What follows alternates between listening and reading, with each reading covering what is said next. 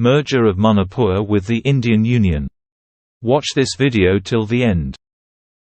The merger agreement of Manipur with the Indian Union was signed between the Maharaja of Manipur Sri L. Bodha Chandra Singh and Sri V.P. Menon, advisor to the Government of India, Ministry of States, on behalf of the Dominion of India on 21 September 1949 at Shillong, in which the Maharaja of Manipur surrendered his territory, titles, authority, rights and privileges, except his personal properties and religious rights, and received a sum of 3 lakh rupees per year. Thus, the sovereignty and independence of Manipur as a country came to an end on the date the Maharaja appended his signature on the historic merger agreement, Annexure X. The total area of Manipur merger agreement covered was his territory of 700 square miles or 26,500 paris, hectares, not even a single inch of hill areas.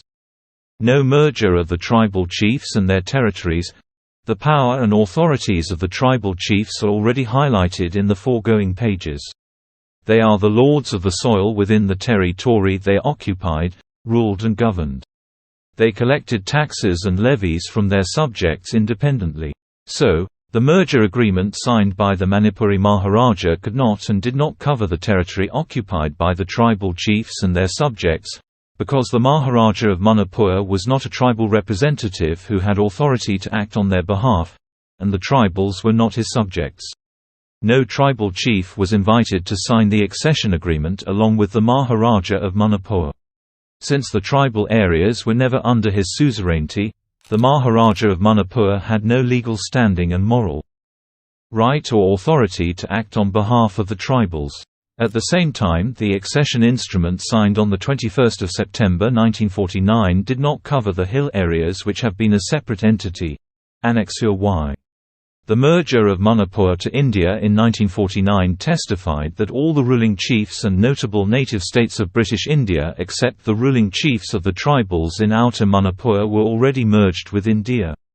The same legitimate exploration and merger with India under the conditions of Union Territory provisions of the Constitution of India to enable the Government of India to have direct administration upon the tribal peoples as that of the direct administration existed during the British regime just to restore them from the exploitation of the cunning Manipuris is the aspiration and need of the hour for the tribal people.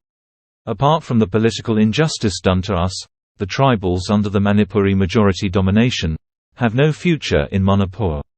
The extension of the Manipur Land Revenue and Land Reforms Act, 1960 to the hill areas has robbed the tribals of their most prized possession, viz. their land. The imposition of Manipuri language upon the tribals through the All India competitive examinations has robbed the tribal candidates of the chance of getting jobs. Diversion of funds ear-marked for hill areas for the valley has robbed the tribals of development and growth. There are 100 ways in which the tribals in Manipur are being discriminated, exploited, despised, neglected, alienated and rejected politically, socially, economically, educationally, and whatnot.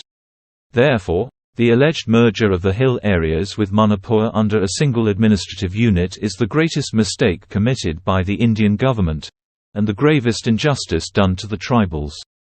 The time has now come for the hill tribes in Manipur to claim our birthright to govern ourselves according to our customs and culture and traditions as provided by the Constitution of India, and for the Indian government to correct the mistake and injustice done to us.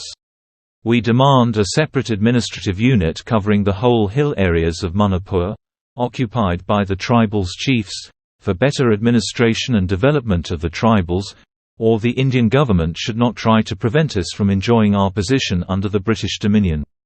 In affirming, as has been pointed out, the territorial rights of the tribal chiefs in the foregoing paragraphs, Sri R.K. Jalajit Singh, the most prominent historian and writer of the Manipuris in modern age, wrote in his article, The War of 1891 Manipur Last War of Independence, in the special issue in Manipur Today, Kongjom Day, 23 April 1994, Volume 15 No. 2 published by the Directorate of Information and Public Relations, Government of Manipur, as here below.